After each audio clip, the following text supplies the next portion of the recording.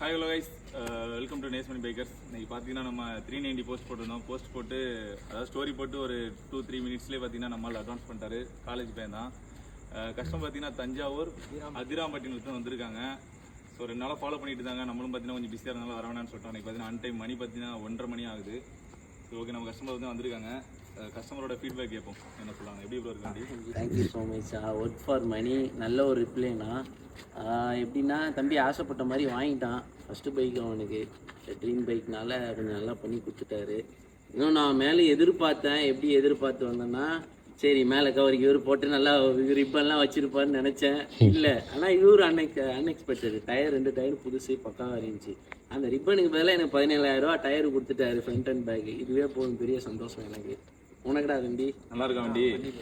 வண்டி பார்த்தீங்கன்னா நம்ம ஃபோட்டோலாம் வீடியோவில் இருக்கும்போது வண்டி இருக்கும். வண்டியில் குறை ஏதாச்சும் இருந்ததுன்னா நம்ம டேட்டா யாருக்கு மெசேஜ் பண்ணோம் உங்களுக்கு டேட்டா சொல்லிவிடுவோம்.